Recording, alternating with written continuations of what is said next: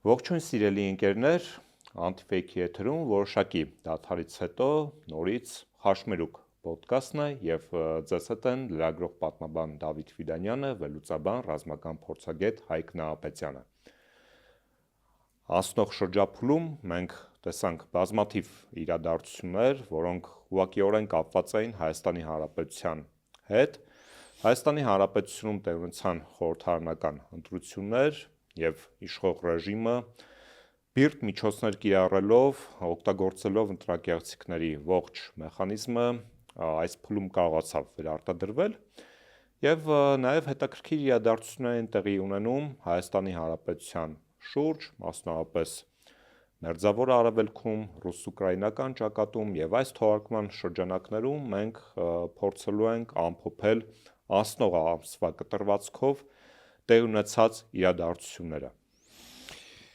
Այո, Հայաստանում անցան խորհրդարանական ընտրություններ եւ այն խաղականները, որը փաստացի իրավական առումով գոյություններ, որոշակի փոփոխություններ կրեցին իշխանությունների կողմից, այդ խաղականների փոփոխությունը մենք անվանում ենք ընտրախախտումներ եւ կարծում եմ, որ ընդդիմությունը պայքարի մեջ մտնելուց առաջ պետք է հաշվարկեր, որ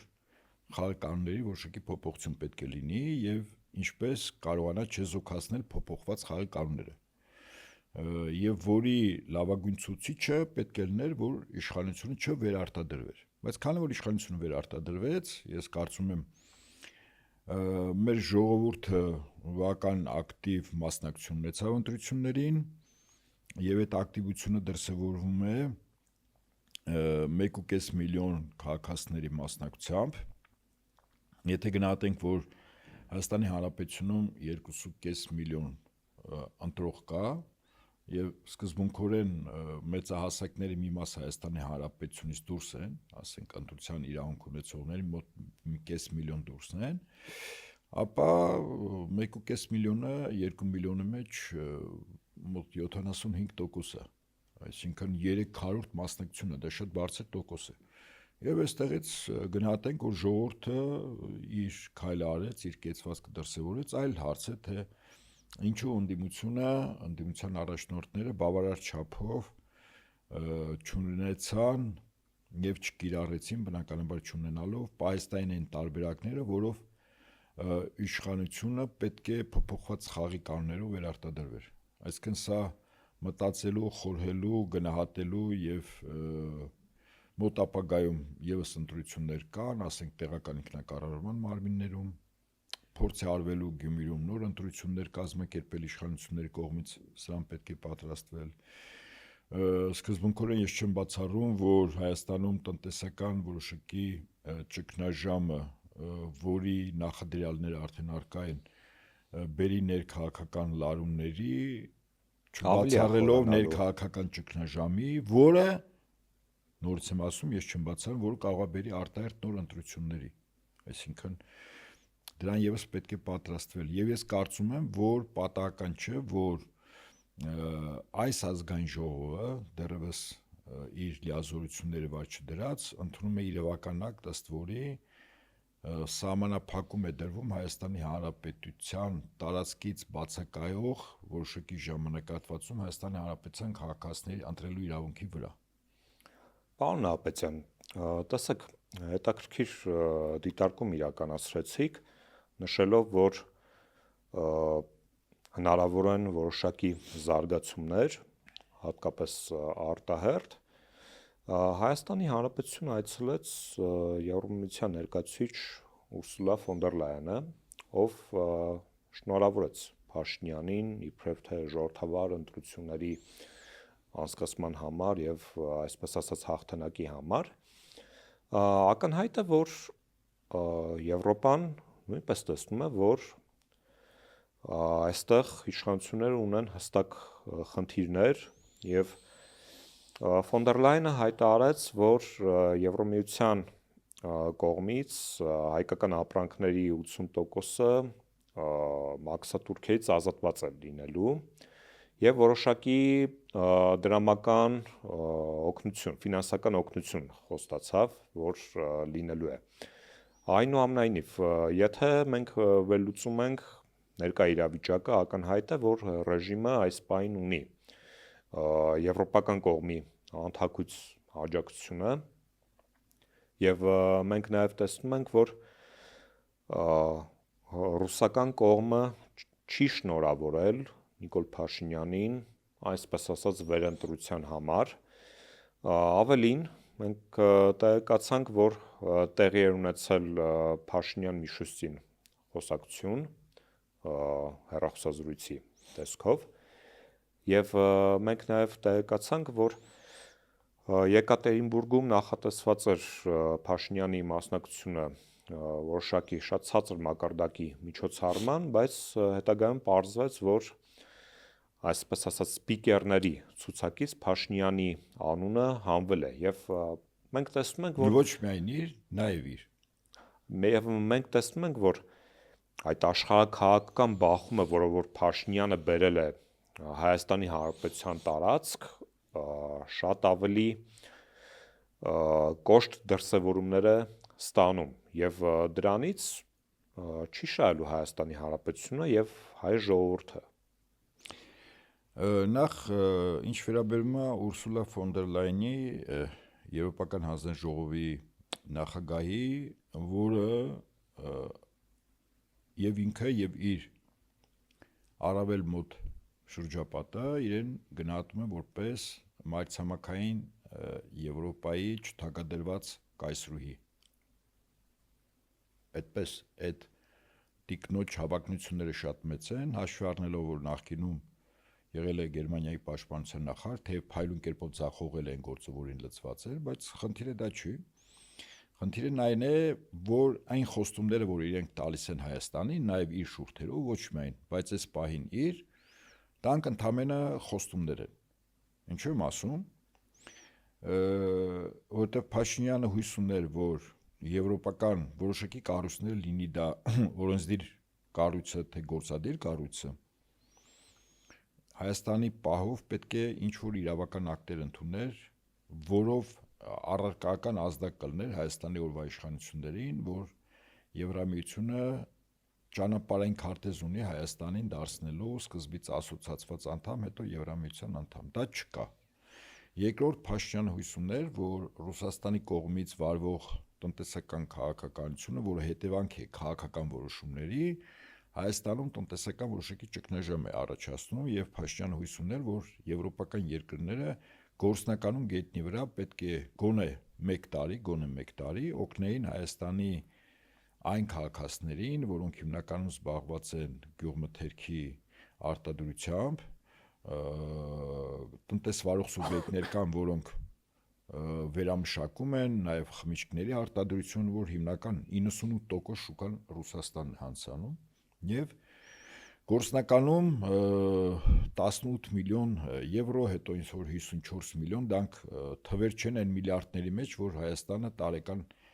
արտահանում է հիմնականում ռուսական շուկա։ Այսինքն սա դարդին դարման չի։ Այդ խոստումները ընդհանրապես լոկ խոստումներ են, որտեղ մեզ լսողներին հիշեցնենք, որ երբ Ուկրաինան մինչև այս վերջին տարիները, ասենք 12 տարի առաջ 2014 թվականից, երբ որ գործնականում գործընթաց էր սկսել, որպեսզի դառնա Եվրամիության անդամ եւ ՆԱՏՕ-ի անդամ երկիր, առ այսօր Ուկրաինան ոչ ՆԱՏՕ-ի անդամ երկիր է, ոչ էլ Եվրամիության, անգամ ասոցիացված անդամ չի։ Սա արձանագրենք, այո, այն Ուկրաինան, որի քաղաքացիների արյան գնով հավաքական արևմուտքը Ռուսաստանի դեմ փորձում է խնդիրներ լուծել։ Անկամ այդ գնով թափված միլիոնավոր մարդկանց զոհերի, վիրավորների, հաշմանդամների, անհետ կորածների, գերեվարվածների գնով անգամ Ուկրաինան չի դառնում Եվրամիության անդամ։ Ուր մնաց Հայաստանը։ Ինչպես ասում են, մենք այդ տիկնոջ եւ Եվրամիության այլ բարձրաստիճան պաշտոնատար անձանց հայտարարությունները, որոնք այս կամ այն չափով վերաբերում են Հայաստանի տրված խոստումների, հաշվենք գրեք սառույցին։ Այդպես։ Սա ինչ վերաբերում է Ուրսուլա ֆոն դեր Լայնի այդ կեցվածքին։ Հիմա ինչ վերաբերվում է Հայաստանում տիրող իրավիճակին, Ռուսաստանի հետ կապված հարաբերություններին եւ այլն։ Ես կարծում եմ, որ ճիշտ է, չի շնորհավորել Ռուսաստանի նախագահը, ամենայն հավանականությամբ դրա համար հիմքեր ունենալով գոնե առնվազն Հայաստանի շարքային տրամաբանող քաղաքականության մեջ որոշակի առումով ներգրաված քաղաքացի կարող է գնահատել, որ առնվազն մեկ կուսակցության օտարել են խորհրդան մտնելուց։ Խոսքս Բարգավաճ Հայաստանի մասին է ակնհայտ ձևով։ Եթե մյուս խախտումները, որի վերաբերյալ ի դեպ հիմնավոր Սահմանադրական դատարանում վճռի կայացման ժամանակ ընդդիմադիրներ ներկայացնում էին, եւ Սահմանադրական դատարանը ենթադրեն կարող է գնահատել, որ այդ խախտումների քանակը չի ազդել էականորեն ընտրությունների արդյունքի վրա, բայց Կենտրոնական ընտրական հանձնաժողովի որոշումը, որ Բարգավաճ Հայաստան կուսակցությանը դուրս թողնի, ընտրապայքարից, սա ակնհայտ է, ընտրապայքարից, ոչ թե ընտրապայքարից, այլ խորհրդան մտնելուց, որտեղ սկզբից ասվել էր 60 ձայն չի բավականացնում, հետո Բարգավաճի ներկայացուցիչները բողոքարկել են մի քանի ընտրատեղամաս, այդտեղ հավաքվել էր վերահաշվարկից հետո 143 պլյուս, այսինքն Բարգավաճը ասում էր, հետո տեսան, որ ուրիշ ինչ անօրեն ձև կա, ասեցին երկու ընտրատեղամասի արդյունքները չեղարկում են, որտեղ Բարգավաճի թվերի քանակը ավելին էր, քան 143, որպեսզի Բարգավաճը չանցնի։ Հիմա սա ինչի համար եմ ասում, որտեղ ակնհայտ է, չէ, կոնկրետ մի խմբակցություն, մի կուսակցություն, որի ղեկավարը եւ արտաքին քաղաքական իր դրսևորումների վերաբերյալ որպես մեծ դաշնակից պետություններ դիտում է Ռուսաստանը եւ Իրանի Իսլամական Հանրապետությունը, այդ որի վերաբերյալ Գագիկ Ծառուկյանը չէր թաքցնում։ Այսինքն ակնհայտ է, որ այսօր խորհրդանից դուրս պետք է թողնվի մի ուժ ապօրինի ձևով եւ կարծում եմ, որ այդ չշնորհավորելը դրա նշանն է, կարող է ընդհանրապես չշնորհավորի, բայց հարաբերություններ լինի, բայց կարծում եմ հարաբերությունները այլևս չի լինելու Հայաստանի վարչապետի պարտականություն կատարող անձի եւ Ռուսաստանի Դաշնության նախագահի միջեւ, այլ լինելու են վարչապետ հարաբերություններով։ Պատկերացնում եք, այսինքն մի աշճան արդեն դրա իջեցվելու է։ Այսինքն եթե ինչ-որ խնդիր կա տնտեսական առումով, քաղաքական առումով եւ այլն, հարաբերություններ չի լինելու Փաշինյան-Պուտին։ Ասենք լինելու է Միշուստին կամ Միշուստինի ինչ-որ տեղակալներ կամ արտգործնախարար Լավրով եւ Լավրովի տեղակալներ, բարձր ասում։ Սա արդեն երևաց դա։ Դե սա կեցվածք է, որ Ռուսաստանը արդարացիորեն ուրեմն իրականացնում է։ Այսինքն այն չի որ ասես ինչու Ռուսաստանը ապօրինի քայլեր անում, չէ, արդարացի անում, որտեղ ակնհայտ է օրվա իշխանությունների հետ կեցվածքը։ Բայց մենք ընդունենք, որ Փաշինյանի ղեկավարած քաղ պայմանագիրը հաղթել է եւ այդ հաղթանակը դեռևս կենտրոնական ընտրականի տվյալները չկա, չհայտարարված, ամբողջական, չվավերացված եւ այլն, օրինակ Եվրամիության հիմնական դերակատարներից մեկը պետություններից Ֆրանսիայի նախագահ շնորհավորումը, սա ինչի նշան է, հասկանալի է, չէ՞ որ Փաշինյանը իրականացնում է Հայաստանում քաղաքականություն, որը ամբողջովին մտնում է Եվրամիության եւ ՆԱՏՕ-ի անդամ երկրների այս տարածաշրջանում ունեցող շահերի տրամաբանության մեջ։ Մենք սա հստակորեն ֆիքսում ենք եւ բազմաթիվ անգամ ենք սրա մասին խոսել։ Ակնհայտ էր, որ գործող ռեժիմը միջոցների առջև խտրություն չէր դնելու վերարտադրվելու համար եւ ընտրության օրը մենք նաեւ ձեզ հետ միասին ուղիղ եթերում մեր արտահերթ եթերի ժամանակ, երբ մենք շուրջօրյա ռեժիմով աշխատում էինք ուղիղ եթերում, անտիֆեյքով, տեսնում ենք, թե ինչ էր կատարվում։ Եվ այստեղ հարց է առաջանում, արդյոք ընդդիմադիր հիմնական ուժերը չէին պատկերացնում, թե ինչի այդ գործ ունեն եւ հետագայում քայլերի ինչ հաջորդականություն պետք է լիներ, որպեսզի հնարավոր լիներ իշխանապողություն իրականացնել, որովհետեւ հանրության զգալի հատվածը, ակտիվ քաղաքական ընդդիմադիր հանրության, մենք պետք է նաեւ նշենք, որ հավաքական ընդդիմությանը մոտ կես միլիոն ձայն տրվեց։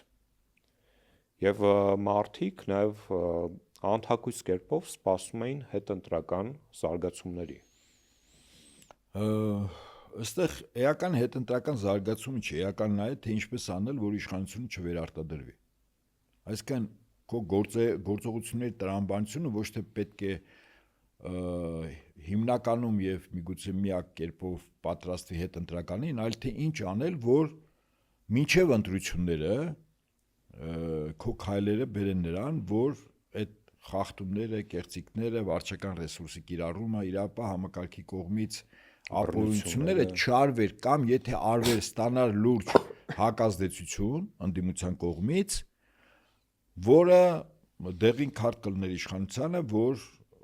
ինքը չաներ այն, ինչ արեց այդ օրը գիշերը, որտեղ մենք եթերում ենք։ Ես կարծում եմ առաջին բացթողումը ընդդիմության այդտեղ է եղել։ Հիմա տեսեք, Սահմանադրական դատարանում ընդդիմության ներկայացուցիչները բավական հիմնավոր փաստարկված բերում են իշխանության կողմից մինչև ընտրությունների օրը ընտրակաշառքների մասին տեղեկատվություն, որը արվել է պետական ինստիտուտների կողմից սկզբունքորեն։ Այո, հիմնավոր ասվում է։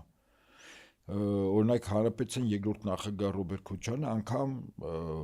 դերևի իր մասնագետները հաշվել են 1 միլիարդ դոլարի կաշառք է բաժանվել։ Այսինքն պետությունը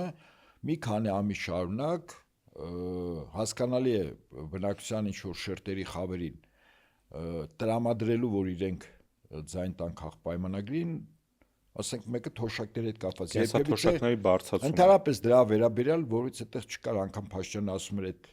գումարը տանք, որ ինչ։ Իրանք ինչ գիտեն ոնց են ծախսելու։ Կամ ասենք մի ուրիշ դրվագ կար այդ վարորդական իրավունքների հետ կապված։ Ինչու նման բան։ Կարգազանց վարորդներին ըստ էության ասում են ներելու ենք։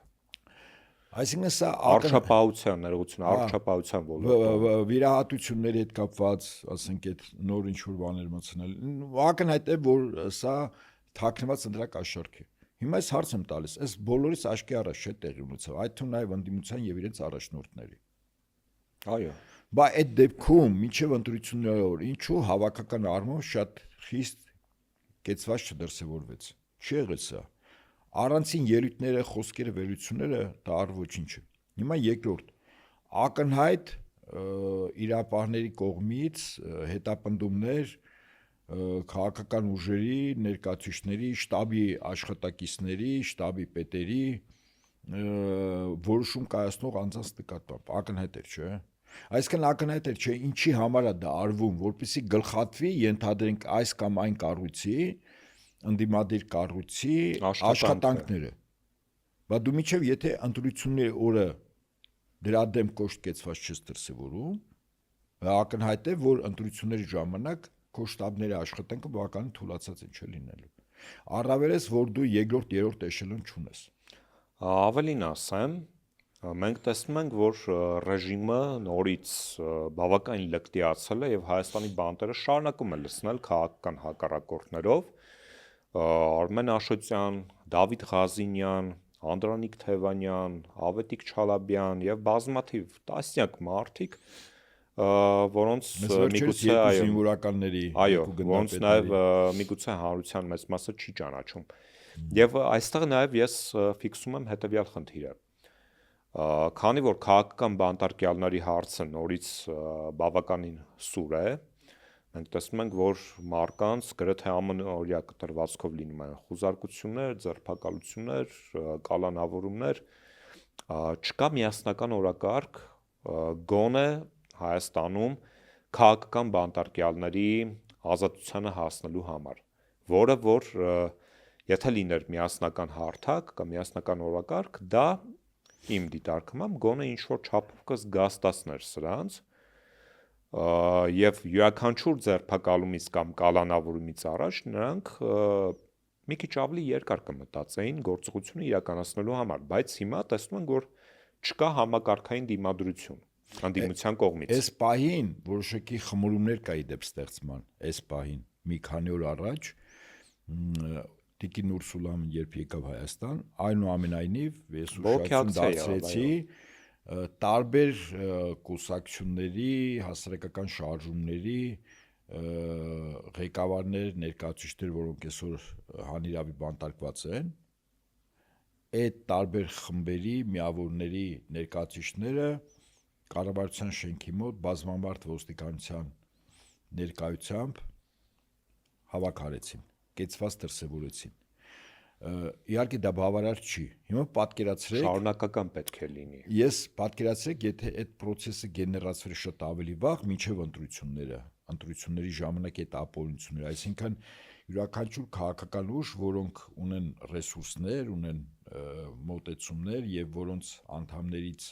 են ապօրինի ձերբակալված, եթե դա ժամանակին գեներացվեր, ստեղծվեր նրանց իրավունքների պաշտպանության միացյալ շտաբ, կոմիտե, ամբողջ հանրապետությունում ցանց ստեղծվեր նրանց իրավունքների պաշտպանության, ընդ որում բավականաչափ շատ են։ Խնդիրը միայն բանտերում նստածները չեն, շատերը տնային կալանքի մեջ են, նրանք էլ խափանման միջոցն են ընդհանրապես փոխվել, իսկ այդպես հազարներ են։ Վարչական վերահսկողության տակ, ինչպես Նարեկ ու Վազգենը։ Այո։ Հիմա ուզում եմ ասել, որ եթե դա ժամանակին արվեր, ձեզ վստահեցնում եմ, որ Ուրսուլայի Հայաստանում գտնվելու ժամանակ հանրապետության հրապարակում ասեղ գցելու տեղ չէր, ձեզ վստահեցնում եմ։ Իսկ դա գիտեք ինչ, ազդակեր եվրոպական երկրներն է, Եվրամիության եւ մասնավորապես Եվրոպական հանձնաժողովի նախագահին։ Առնվազն տվյալ հավաքը կլիներ ոչ թե մի քանի 100, այլ մի քանի հազար։ Չէ, տասնյակ հազարներ կարող են լինել, որտեվ այսօր եկեք այսպես մի քանի հազար անց ապօրինի հանիրավի հետապնդվում է, չէ։ Միայն դրանց ընտանիք ես ուրիշ բան չասեմ, դեռևս չասեմ կուսակցական անդամներ, համախոհներ, հա։ Ասեմ միայն ընտանիքի անդամները։ Այդ մի քանի հազար, որ 2-3-ով պատկում եք, այդ արդեն քո ասած մի քանի հազարը արդեն կա։ Իսկ եթե դրան գումարես նաև քարոզչական դաշտում աշխատանքը եւ նաև այդ կազմակերպության անդամների ներկայությունը, ես նորից եմ ասում, սովորական ժողովուրդը ի վերջո։ Առավես այս ընտրությունների արդյունքից էլ դժգոհ ժողովուրդը, որը ինչ որ ձեւ ուզում է կեցված դրսևորել, ասում եմ հանրապետության հրապարակում ասեղ գցելու տեղ չլիներ։ Իսկ դա գիտեք ինչ է նշանակում։ Սա նշանակում է, որ մասնապես Եվրամիության կողմից Հայաստանի օրվա իշխանությունները ստանալու էին դեղին քարտ կարմիր շրջանակով։ Վստահաբար եմ ասում, որտեղ իրենց համար շատ կարևոր է, որ Փաշինյանը իշխանությանը մնա։ Եվ հետաբար ստիպելու էին, որ այդ գործերի մեծ մասը վերանայվի, խափանման միջոցները փոխվի կամ ումը որ փոխված է, նրանց նկատմամբ քրեական գործերը կարճեն։ Բարձր եմ ասում։ Բայց այդ աշխատանքը չի արվել։ Ինչու չի արվել, ոչ թե որ ռեսուրս չկա այդ ուժերի կողմից, այլ չի կարևորվել։ Իսկ չկարևորվելը նշանակում է իշխանություններին նաև դու հնարավորություն ես տալիս, որ նորանոր ապօրինություններ անի։ Արդյունքում նորից ինչպես նշեցի, ունենք կրկին լկտիացած։ Երեկել Երևան Բոզոյանի նկատմամբ քաղաքագետ ինչ որ խոզարկությունները, քրեական գործի հետ կապված ինչ որ մի գործով խոզարկություն հերախոսն են արգրավել, թե ինչ-ինչ։ Այսինքն մենք տեսնում ենք, որ այս գործընթացը, եթե չկա անդիմության կողմից համակարգային այդ դիմադրությունը, դրանով իշխանությունը քարտ բլանշ է տրվում, որ ինքը ավելի լկտիանա։ Ու այս գործընթացը ցավոք սրտի շարունակական է լինելու, եթե մենք չկարողանանք նորմալ կերպով դիմադրել այս ռեպրեսիվ մեքենային։ Այդ դիմադրությունը իրավիճակի համարժեք գնահատականից է բխում։ Առաջին հերթին, այո։ Եթե դու գնահատում ես ճիշտ, հետո մտածում ես ինչպես խոչընդոտես, խանգարես, դիմադրես, կանխարգելես։ Այդ ժամանակ արդեն երբ որ նման գնահատական ընտրվում, երկրորդ փուլը, դու նայում ես ռեսուրսները եւ ինչ դաշնակիցներ կան, ինչ միավոր է կազմակերպական ստեղծել, այդ կազմակերպական միավորը ինչ պետք է ինչ գործեր արվի, որ իր քանակը շատանա, ամբողջ հանրապետությունով ծավալվի, արտասահմանում հայության մեջ ծավալվի եւ ներգրավված անձանց աշխարհագրությունը բավականին մեծանա։ Ռեսուրսների գնահատումից հետո սկսում է քարոզչական աշխատանքը։ Ես ասում եմ այն փուլերը, որ դասական է այդ առումով։ Քարոզչական աշխատանքը, որտեղ իրականում բացահայտում ես փաստաբանների միջոցով, հիմնականում իրավունքի դաշտի մասնագետների ապօրինությունները։ Եվ երբ որ քարոզչական դաշտում դու բավարար գործ անում ես, արդեն սկսում է գետնի վրա գործնական քայլեր։ Այդ գետնի վրա ակցիաներն են, ակցիաները ոչ միայն Հայաստանի Հանրապետությունում, այլև Հայաստանի Հանրապետությունից դուրս, ոչ միայն Հայաստանի Հանրապետությունում կառավարության շենք մարդու իրավունքների պաշտպանի գրասենյակ, այլ առաջին հերթին եւ հիմնականում Հայաստանի Հանրապետությունում ԱՄՆ-ի դեսպանություն, Հայաստանի Հանրապետությունում Եվրամիության դեսպանություն, Հայաստանի Հանրապետությունում Ֆրանսիայի դեսպանություն, Հայաստանի Հանրապետությունում Բրիտանիայի դեսպանություն, այսպես է լինում։ Եվ դուք պատկերացրեք, ասենք օրինակ Միացյալ Նահանգների դեսպանատանոց շուրջօրյա մի քանի հազար անձ, շուրջօրյա մի քանի հազար անձի նկար պահած, մեկ անձը մեկ նկար։ Հիմա մի քանի հազար անց հետապնդվել այս կամ այն ձևով ապօրինի, չէ՞։ Հետո շատ փոքր մասի նկատմամբ էլ ասենք արդարացման վճիռներ են, չէ՞ կայացել։ Հիմա պատկերացրեք մի քանի հազար անց այդ նկարներով շուրջօրյա պիկետ են անում Հայաստանում ԱՄՆ դեսպանության հարակից տարածքներում։ Դրա արձագանքը դուք պատկերացնում եք ինչ է լինելու։ Անշուշտ։ Իսկ ինչու՞ չի արվում։ Դա Գնահատում ենք ինչու չի արվում, որտեղ նախ իրավիճակը համարժեք չի գնահատվում եւ չի կարեւորվում, որը իշխանություններին հնարավորություն է տալիս այն գործը, որ հիմա անում են, այդ գործը շարունակել, այո։ Ես կարծում եմ, որ իրենք այնուամենայնիվ պետք է հասկանան քաղաքական բանտարկյալների ազատ արձակման կարևորությունը, որովհետև այստեղ նաև մեկ այլ կարևոր հանգամանք պետք է շեշտել։ Քաղաքական բանտարկյալների առկայությունը խոսում է ոչ միայն տվյալ երկրում ավտորիտար, իսկ մեր մոտ արդեն ըստ էության մենք տեսնում ենք, որ ավտորիտարից անցնում է դեպի տոտալիտար, այլ քաղաքական բանտարկյալների առկայության պարագայում չի կարող ընտրությունը համարվել լեգիտիմ։ Մենք բազմաթիվ անգամ նշել ենք սրա մասին, որ տեսեք, ընտրություններից 1 տարի առաջ Հայաստանում ինչ տեղ ունեցավ, մոտավորապես 1 տարի առաջ, ապօրինաբար ձերբակալվեցին եւ հետագայում կալանավորվեցին Բագրատ Սրբազանը եւ իր աջակիցները, եւ Բագրատ Սրբազանը այդ ժամանակ գործող ռեժիմի հիմնական քաղաքական հակառակորդն էր։ Այսինքն, եթե ընտրությունից 1 տարի առաջ ձերբակալվում, հետագայում կալանավորվում է շինծուքրյական հոդվածով քաղաքական հիմնական հակառակորդը ռեժիմի, ապա ընտրությունները արդեն իսկ ոչ լեգիտիմ են, որովհետև ընտրություններից որոշակի ժամանակ առաջ հիմնական քաղաքական հակառակորդը մեկուսացվել է։ Եվ նույնը մենք տեսանք արդեն Սամվել Կարապետյանի պարագայում, ով սկզբից կալանավորվեց, հետագայում տնային կալանք եւ ողջ այդ նախընտրական քարոզարշավի ժամանակ նրա խափանման միջոցը չփոխվեց։ Շարունակաբար այդ տնային կալանքը մնաց։ Եվ նաև հետագայում հիմնական ընդդիմադիր ուժերի աջակիցների նկատմամբ այս քաղաքական տերորը, այսինքն քաղաքական բանտարկյալների առկայությունը եւ բռնաճնշումները խոսում են նրա մասին, որ ընտրությունները լեգիտիմ չեն։ Կապ չունի, թե ընտրատամասում ինչեր եղան, վարչական ռեսուրսի ինչպիսի չարաշահումներ տեղ ունեցան, ինչպիսի բռնություններ եղան բուն քվեարկության օրը։ Արդեն իսկ, երբ որ կա քաղաքական բանտարկյալ, ընտրությունը չի կարող համարվել ժողովրդավարական եւ չի կարող համարվել լեգիտիմ։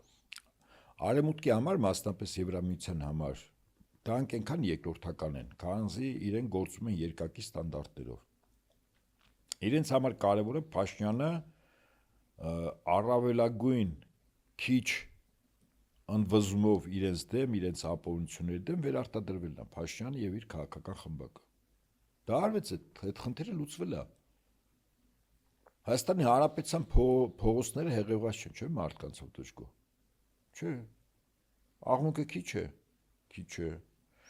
Ես դրա համար եմ առավելապես նույնիսկ կապացիա է տիրում որոշակի։ Հա, բայց դրա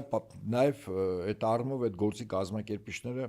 պատասխանատվություն են, չէ՞ կրում։ Իսկ կազմակերպիչները ըստիս դա քաղաքական ուժերն են։ Նրանք ովքեր հայտ են ներկայացրել իշխանափոխության։ Ես կարծում եմ, որ այս թերացումներն ու բացթողումները նաև պետք է դաս լինեն բոլոր այն քաղաքական ուժերի համար, ովքեր որ ընտրություններին մասնակցել են կամ նրանք ովքեր որ ապագայում են մասնակցելու, դե մեծ հաշվով ոչ բոլորն են մասնակցել, այս բացթողումները սխալները շտկելու համար քայլերի։ Այդ հայտնի պլան B, պլան G, դրանք սկզբունքորեն իմ կարծիքով գոյություն չեն ունեցել։ Ես օրինակ իմ մտերիմների հետ, երբ մինչև ընտրությունները զրուցում էինք, տեսականորեն հաշվարկում էինք իշխանությունը եթե գնահատի ընտրության օրը գիշերը, որ ինքը պարտում է, ինչ քայլ կարող է անել։ օրինակ ես հիշեցի, որ այդպիսի մի դեպք եղել է։ Մի քանի ժամ հետո իշխանությունը Լևոն Տեր-Պետրոսյանի կառավարման ժամանակ այդ անձի նկատմամբ իմ խիստ դրական վերաբերմունքով հանդերձ ես գնահատում եմ։ Հասկացա 96 թվականի իրադարձությունները։ Չէ, մոտապես նույնն էր, չէ։ Հիմա ես իմ մտերիմները երբ խոսում էի, ասում եմ, օրինակ հաշվարկենք, թե իշխանությունը, եթե վաղօրոք իմանում է, որ ինքը հավանականությունը մեծ է, որ պարտվելու, ինչ քայլեր կարող անել։ Օրինակ առաջինը իմ մտքին եկել էր հենց դա։ Ինքը հայտարարում է, որ հաղթող է։ Իսկ եթե հայտարարում որ հաղթող է, ընդդիմությունը ինչ քայլ պետք է անի։ Այդ դեպքում ընդդիմության պատասխանատուները, կառույցների ներկայացուցիչները եւ այլն այդ ժամանակ այո, եղան իրադարձություններ փողոցում։ Դե բայց ինչ որ բան ընդդիմությունը հաշվել էր, չէ՞, որ կեցված դրսևորեցին։ Հիմա դուրս է գալիս, որ այս ընդդիմությունը սկզբունքորեն կամ հաշվել էր կյանքի չկոչեց, ինչ հանգամանքներից ելնելով չգիտեմ, կամ չէր հաշվարկել։ Այդ դեպքում ես լուրջ չեմ նայում, այդ դեպքում եթե դու մտնում ես մի մրցակցության մեջ, որտեղ կա մեծ հավանականություն, որ իշխանությունը կարող է դիմել նման քայլի, որը առերևույթ անտրամաբանական քայլ է, բայց այնուամենայնիվ այդ քայլից հետո ինչ քայլ պետք է անես, ասենք եւ չի արվում, այստեղ խորհելու, մտածելու, ինչ որտեղ նաեւ ներքին դժգոհություն առաջացնելու առիթ է տալիս։ Պետք է գնահատել, որ սա լուրջ բացթողում էր ընդդիմության կողմից։ Ես չեմ ուզում ասել, որ ուժի աններ չեմ տալիս, թե օրինակ այս ապօրինությունների հետ կապված մի ուժի ներկայացուցիչ հրապարակավ ասեց, որ իրենք դիմել են մյուս ուժերին, որ միացյալ ճակատով այդ ապօրինությունների հետ ընտրակաշառքի հետապնդումների հետ կապված կեցված դրսևորեցին, բայց այդ կեցվածքը մնաց ձայն բարբարով, այսինքն գործնականում ոչ մի բան չարվեց։ Հիմա երբ այս իրողությունները գնահատում ենք, նորից եմ ասում, այս ընտրություններով ոչ Հայաստանի վերջն եկել, ոչ հայության վերջը, թեև մեզ համար ոչ այդքան լավ օրեր կարող է սպասվեն, ինչևէ, բայց հնարավոր է Հայաստանում ըստ լինի սով այս սանկցիաները։ Սով չեմ կարծում, նույնիսկ պատերազմի ժամանակ, երբ տնտեսական դժվարությունների պարագայում դժվարություններ կարող են լինել, սով չէ, ես ինչու զուգահեռ անգամ երբ մենք պատերազմի մեջ ենք 90-ականներին Ադրբեջանի հետ, անգամ հացահատիկի մի քանի օրվա պաշար կար Հայաստանում, օրվա իշխանությունները կարողացան այնքան խորագետ լինել, որ հացահատիկ անգամ մեր այդ ժամանակ ոչ բարեկամ Թուրքիայով եւ Թուրքիայի տարածքով կարողացան բերել։ Սա իրողություն է։ Սով չէ, բայց որ տնտեսական լուրջ դժվարություններ, այն որ գյուղացիների մեծ մասը իրենց տարվա ընթացքում աշխատած, վարկ վերցրած, տասնյակ հազարավոր, հարյուր հազարավոր մարդիկ ներգրաված այդ արտադրանքի ստեղծման համար հիմա կոտրած տաշտակի առաջ են կանգնելու, սա փաստ է։ 18 միլիոն եվրոն չի որ որոշելու այդ դարդին դարմանը։ Իսկ սա նշանակում է, որ աշնանը մարդկանց մոտ դժգոհությունների ալիք է լինելու, որտեղ վարկերը փակելու խնդիր կա։ Ասում եմ, սա գիտեք, խոսքով եմ ասում, բայց երբ որ մի փորձես ընկալել, որ մարդը սննկանում է, ինչ պետք է անի։ Երբ լուծում չի կարողանում այդ իրավիճակի փոփոխության հետ կապված գտնել, ապա իր մոտ առաջանում է ընդվզման հոգեվիճակը։ Իսկ ընդվզումը բնականաբար կես քայլ է իշխանությունների հրաժարականը պահանջելուց։ Բարձ եմ ասում, չէ՞։ Սա մեզ սա սպասվում է։ Եթե դա անել գումարենք, որ ուկրաինական ճակատում լուրջ զարգացումներ են սպասվում, ես առավել քան համոզված ասեմ, հա։ Սրա մասին իդեպ նաև կցանկանայի խոսենք, որովհետև մենք տեսնում ենք, որ պատերազմը այս պահին դեռևս չի դադարում, տեսնում ենք, որ ռմբակոծությունների ինտենսիվությունը գնալով ավելի է մեծանում եւ ես վերջերս դիտեցի նախագահ Պուտինի կարճ հարցազրույցը ռուսական լրատվամիջոցներից մեկի լրագրողներից մեկին տված, որը որ բավականին հետաքրքիր միտք արտահայտեց, նշելով, որ անկախ նրանից, որ ուկրաինական դրոնները հարվածում են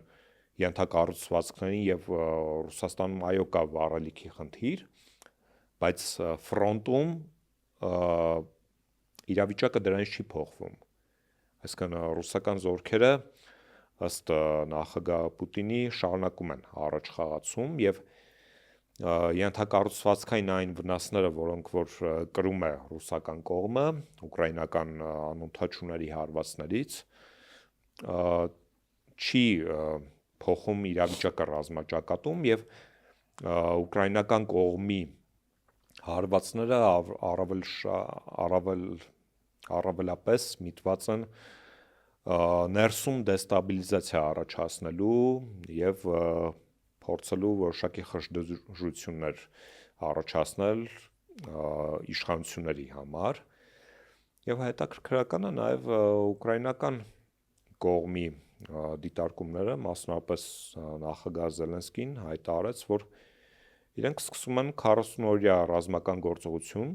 որի նպատակն է ռուսական կողմին բերել բանակցային սեղանի շուրջ։ Եկեք փորձենք հասկանալ այս կարևորագույն ռազմաճակատում, որը որ ուղղակի ազդեցություն ունի Հարավային Կովկասի եւ Հայաստանի վրա, ինչ է կատարվում։ Ես մի փոքր ընդհանուր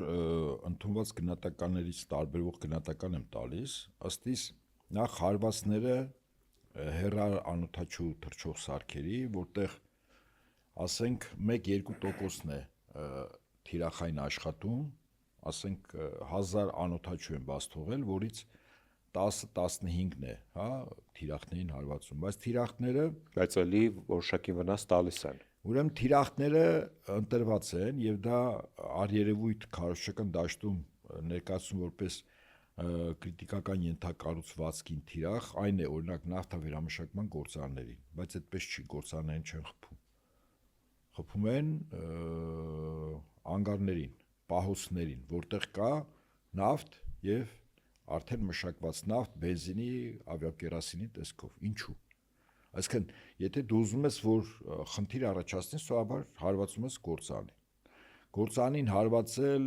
վնաս տալ, այդ մի քանի անօդաչում չի կարող, որտեղ վերջին հաշվով գործարանը մի փոքր սենյակ չի, որտեղ մի անօդաչու աշխատեց։ Այդտեղ արդեն հրթիռներ են պետք։ Այո, այդտեղ հրթիռներ պետք է աշխատեն։ Իսկ այս անօդաչուներով ինչ հարց են լուծում։ Հարվածում են այդ անգարներին, պահոցներին, հրդեհը առաջանում։ Շատ ճիշտ է, իսկ այդ հրդեհը առաջանալուց հետո ամպ է չէ կապում ծխի։ Հրդեհը կարող է մի քանի օրում չհանգցնեն։ Իսկ այդ ամպը ինչի համար է։ Վիզուալ մարդկանց, այո, մարդկանց, որպեսի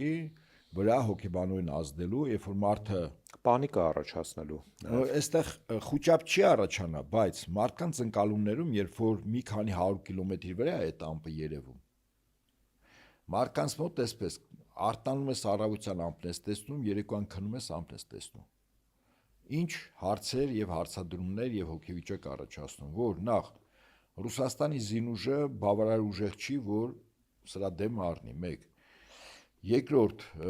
Ուկրաինան փաստորեն հասել է մեր դրան շեմին։ Արդեն մեր պատերազմը եկել է մեր դուռը։ Երրորդ, դժգոհություն, որ օրվա իշխանությունները համարժեք որոշումներ չեն կարողանում իրականացնել, որովհետեւ այս ամենը չէ կանխարգելի։ Խոսքս քաղաքականի մասն է, ռազմականի մասին իհարկե սկզբից մտածում են։ Եվ նաև տեսնում ենք, որ հերթեր են գոյանում։ Հիմա միջև բենզինի հերթերը ասեմ։ Այդ բենզինի հերթերը իրենք արհեստական են։ Ձեզ վստահեցնում եմ, հիմա կարող եմ ասել ինչու։ Մտնում ես տրամաբանության մեջ։ Եվ եթե մարդը այս ամեն ինչի մեջ անընդհատ բարբերաբար տեսնում է, պատկերացեք 1 ամիս ինքը տեսնում է սա։ 1 ամիս մեջը դժգոհություն, որով շուտով Ռուսաստանում սեպտեմբերին խորհրդանական ընտրություններ են, չէ՞։ Այս քաղաքացին կամ չի գնալու ընտրատեղամաս, կամ եթե գնալու է հավանականություն մեծ է, որ իշխող ուժին Միացյալ Ռուսաստան կուսակցության ձայն չտա։ Հիմա բարձեմ ասում, թե նախ ինչի համար է սա։ Երկրորդ, Ռուսաստանում պատրաստվում է պետական հեղաշրջում։ Ես տարբեր հարթակներից, այդ թվում է այս հարթակից հիմա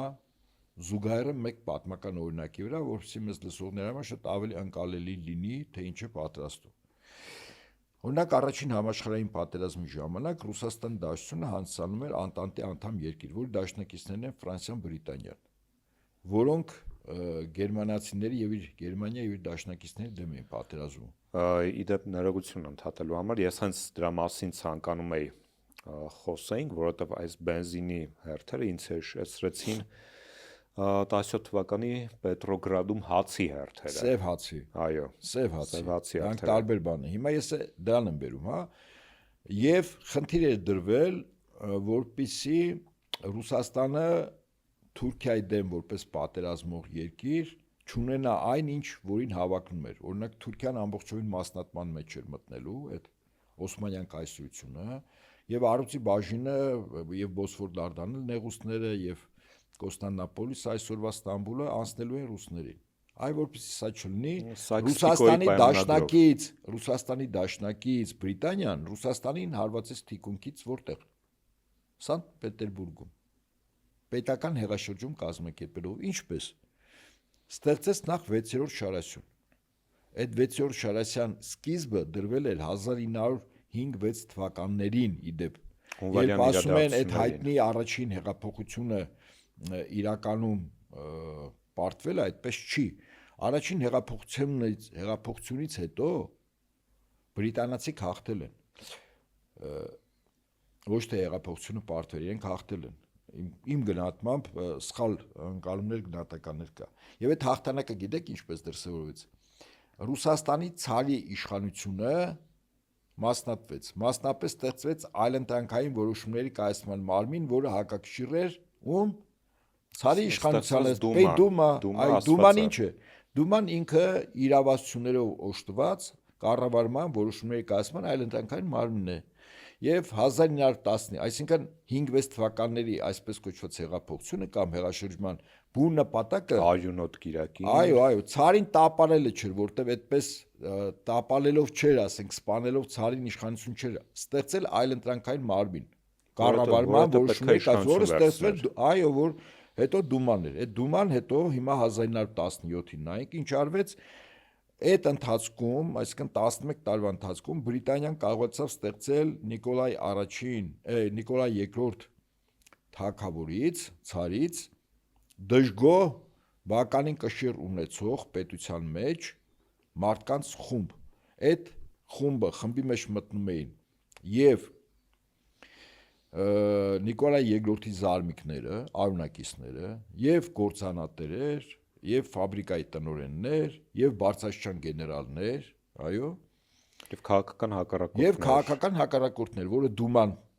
իրավասություն ունեցավ այդպիսի դաշտ ստեղծել։ Այսինքն իրականում ստեղծեց 6-րդ շարասյունը, որը ուզում էր Նիկոլայ II-ը, որ իշխանություն չլինի, բայց միտքս ավարտեմ Դավիթ, բայց այդտեղ նաեւ պետք է ստեղծվեր 5-րդ շարասյունը, այսինքն փողոցը, որով Նիկոլայ II-ի վրա այդ 6-րդ շարասյունը ճնշեր խոսքով, ասել որ դու փաստորեն վատ ես կառավարում, նայ ժողովուրդը քեզանից դժգոհ է, իշխանությունը հանձնի։ Այ այդ փողոցը գեներացնելու համար Սև հացի օպերացիան իրականացվեց։ Հիմա այս զուգահեռենք այսօրվա Ռուսաստանում իրականում գոյություն ունեցող բենզինի, բայց արհեստական ձևով ուռճացնելով բենզինի չգոյության մասին, իդեպ ասեմ ժամանակ այնքան լավ անտրված, այսինքն սա լրջագույն օպերացիա է Ռուսաստանի դեմ։ Հիմա բենզինի առավելագույն սպառման ժամանակն է, 2 դրվագով, դրվագ առաջին, գյուղմթերքի հավաքում, հանձնում, շարժը բական մեծ է եւ երկրորդ մարդկանց հանգիստ, մեծ հեռավորությունների վրա տեղափոխում, այսինքն ավտոմեքենաներ են շատ աշխատելու, հա, բարձր եմ ասում, եւ բենզինի սպառման ծավալները անհամեմատ ավելի մեծ են, քան նախորդ եւ հետագա ամիսներին։ Այսինքն հիմա է հատուկ դա ընտրվել։ Եվ հետաբար այդ գործընթացների մեջ կա երկրորդ կոմպոնենտը Ռուսաստանում բենզինի միջոցով դժգոհությունների ֆոն, խորհրդանական ընտրությունների նախաշեմին իրավիճակի գեներացում, ես չեմ բացառում նաեւ Բելարուսի դեմ ճակատի բացում, դժգոհություններ եւ այլն, որը պիտի բերի իմ կարծիքով արևմտյան քաղտեխնոլոգների պլանավորմամբ Ռուսաստանում իշխանապողության։ Ովքեր կարող են լինել արևմտյան դրածոները Ռուսաստանում, եթե մենք տեսնում ենք, որ հավաքական ընդդիմությունը այս բային ակտիվ չէ Ռուսաստանում, կային առաջ ֆիգուրներ, որոնց շուրջ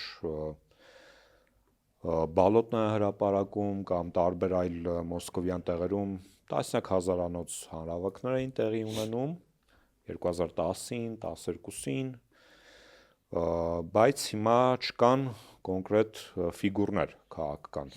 Ես պատական օրինակը չբերեցի 1917-ի փետրվարյան դեպքերը, երբ ասի Նիկոլայ II-ի դեմ Վեցիորդ Շարասյան կազմը։ Ես 3 շեշտադրում արեցի։ Առաջին արյունակիցները, զարմիկները, որոնց խոստացել էին, որ քանի որ այդպես ժառանգականով դի փոխանցվեր, իրենց խոստացել են։ Հիմա այդ կոմպոնենտը այսօրվա իշխանափոխության պլանավորողների մոտ չկա։ Բայց երկու կոմպոնենտը կա։ Դրանք այսօրվա օլիգարխներ կոչվածներն են, որ այն ժամանակ իրականում ֆաբրիկաների, գործարանների տնօրեններ էին եւ ապավում են Ռուսաստանում բացի գյուղմթերքի արտադրությունից հիմնական արտադրությունը իրենց ձեռքն էր։ Եվ երկրորդ բարձրաստիճան գեներալները։ Ես սա պատական չեմ ասում։ Այսինքն մենք այդ մարդկանց մասին չգիտենք, բնականաբար Ռուսաստանի հատուկ ծառայությունները եւ այլն գիտեն։ Օրինակ, բենզինի մեծ ծավալներով արկու վաճառքում Ռուսաստանում զբաղվում է 3 տնտեսվարող սուբյեկտ։ Ինչու 3։ Եվ ինչու դա պատերազմի մեջ գտնվող, չհայտարարված պատերազմի մեջ գտնվող ռուսական պետության մենաշնորհը չի։ Չէ՞ որ վառելիքը ինքը ստրատեգիական հումք է, չէ՞ անցանում պատերազմի ժամանակ։ Իհարկե։ Բայց ինչու պետության մենաշնորհը չի։ Հարցս ռետորական է։ Արձանագրում եմ իրողություններ։ 3 մասնավոր ընկերություններ, որոնք գրանցված են ոչ Ռուսաստանում, այսինքն այլ պետությունների սեփականություն հասանում։ Այդ էլ ձեզ 6-րդ Շարասյան մի էլեմենտ եմ ասում։ Եվ այդպես շարունակ բանկային համակարգն է, որը ամբողջովին դուրսն է, օլիգարխներ, որոնք ունեն լուրջ սեփականություն նաև Ռուսաստանի Դաշնությունում, իշխանության մեջ կան մարդիկ, որոնք երևույթ, ասենք Միացյալ Ռուսաստան կուսակցության անդամներ են, զբաղեցնում են պաշտոններ, բայց անհրաժեշտ բան եթե եկավ, ինչպես ասում են, ճամբարափոխել լինելու եւ կթեքվեն են կողմ։ Վստահաբար այո։ Եվ այս առումով լավագույնս եւ շատ արագ այս հարցը լուծել է իհարկե բականի նաև այլ կորուստներով Ստալինը 1937-ին։ 37-ին Ստալինի այդպես անձնական ինքնահաստատման համար չէր այդ ձերբակալությունների շարանը։ 37-ից մինչև 41 ինքը նախապատրաստում էր պատերազմի։ Իհարկե այդ 37-ի ժամանակ նաև 1-2 իրապես անձը ովքեր որ ձերբակալվել էին որպես պետության դեմ պոտենցիալ պատրաստվող օջախներ կամ անհատներ, իհարկե դրանց հետ նաև այլոք էլ էին ձերբակալվում։ Բան չունեմ ասել, դա եղեք։ Ինչ? Անմեղ մարդիկ։ Դա կար, բայց հիմա պետական կառավարման համակարգի առաջ Ստալինը խնդիր էր դրել։ Ինքը ընդ որում ասեմ ձեզ 1931-ին ասել 10 տարետում մենք Գերմանիայի հետ պատերազմի մեջ ենք։ Այսինքն իրեն շատ արագ պետք էր 6-րդ շարասյունը հանել, որը պատերազմի ժամանակ եւ իր աչքի առաջ չի եղել, նաեւ ինքը այդ ժամանակ զբաղվել է հեղափոխական գործունեությամբ Նիկոլայ II-ին չեզոքացնելու օպերացիայի ժամանակ Ստալինը զբաղվել է հեղափոխական գործունեությամբ, այսինքն այդ ինֆորմացիան ինքը նաև բավական լավ տիրապետել է եւ լավ հասկացել է ինչ ասել է պատերազմի ժամանակ 6-րդ Շարասյան գոյություն։ Դա համար 37-41-ին ինքը այդ մակրումները անում էր։ Հիմա Ռուսաստանի նախագահ ներկայիս այդ մակրումները չի անում։ Անում է շատ դանդաղ, ասենք Բարձրաստիճան, օրինակ պաշտպանության 4 փոխնախարար ձերբակալվել է։ Հիմա սա մակրում է, թե մակրում չի։ Բայց սա համատարած որպես դրոշ չի արվում, այսինքն անհատական կոնկրետ քրեական գործերով, բայց արվում է։ Մի քանի տասնյակ բարձրաստիճան զինվորականներ, այդ թվում նաև վարչության պետեր, այդ թվում նաև պաշտպանության նախարարության հետ կապված տնտեսական գործունեություն իրականացնող իրավաբանական անձանց ղեկավարների ձերբակալում, փողերի լվացում եւ այլն։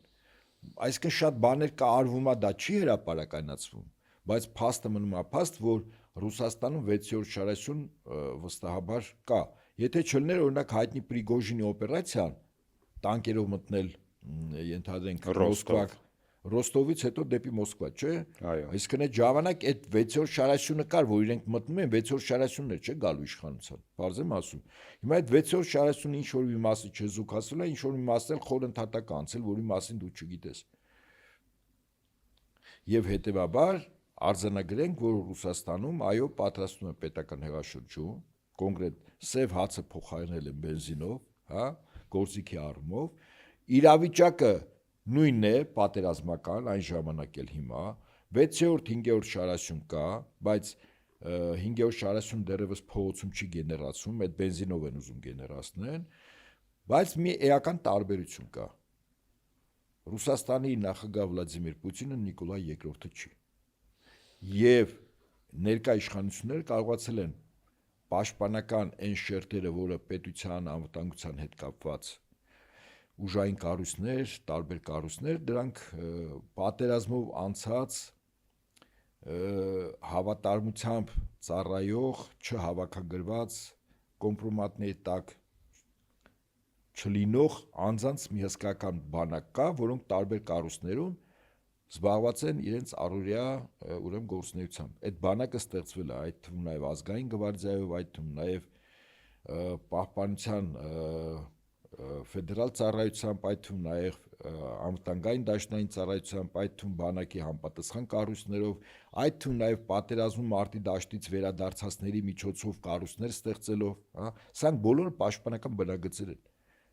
որ 5-րդ, 6-րդ շարասյունը փորձի հաղթարել, իրենց դեմ էս իմ նշած առնվազն ես 5 միավոր չնշեցի։ Այդ 5 միավորին այդպես դյուրին չի հաղթել։ Իհարկե։ Եվ սպասենք զարգացումներին, ես օրինակ գնահատում եմ, որ մոտ ժամանակներս բավական լուրջ զարգացումներ ա լինելու ուկրաինական ճակատում, ինչ եմ գնահատում, որտեղ երեք լսեցի, այսպես հպանցիկ ասեմ, Զելենսկուն, Ուկրաինայի ռեժիմի պարագլխին։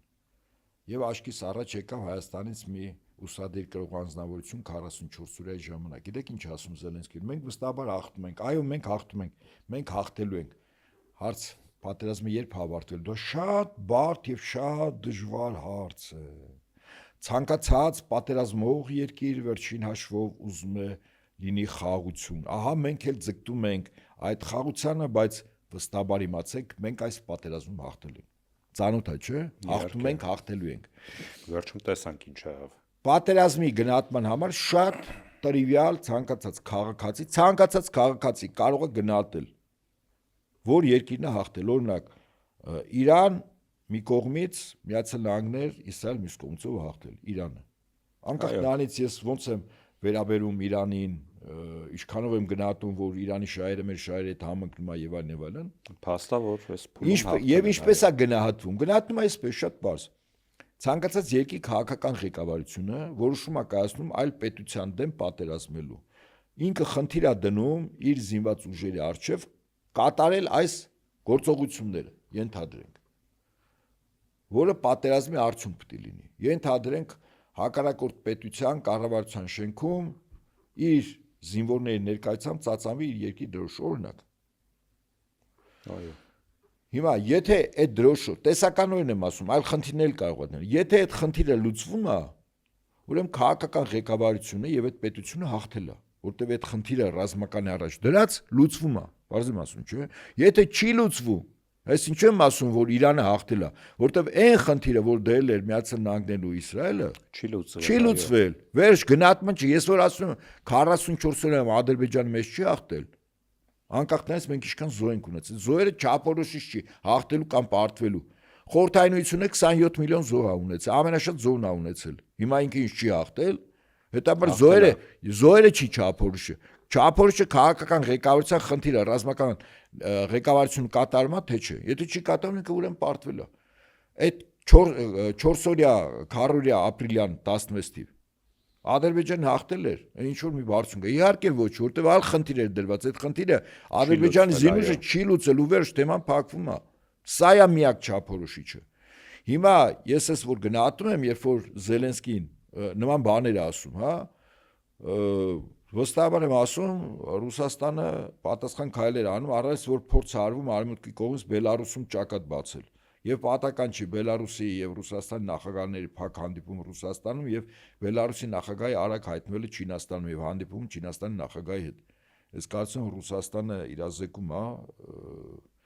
Բելարուսի միջոցով այն սպասվելիք պոտենցիալ քայլերը, որը շուտով ուկրաինական ճակատում լինելու է։ Շատ կարևոր ու հետաքրքիր քննարկում ունեցանք։ Սիրելի ընկերներ, Antifake-ի եթերում Խաշմերուկ ոդկասթի հերթական թողարկումն էր եւ ինչպես միշտ ձեզ հետ էին լրագրող պատմաբան Դավիթ Ֆիդանյանը, վերլուծաբան ռազմական փորձագետ Հայկ Նահապետյանը։ Մնացեք Antifake-ի եթերում եւ հետեւեք մեր թողարկումներին։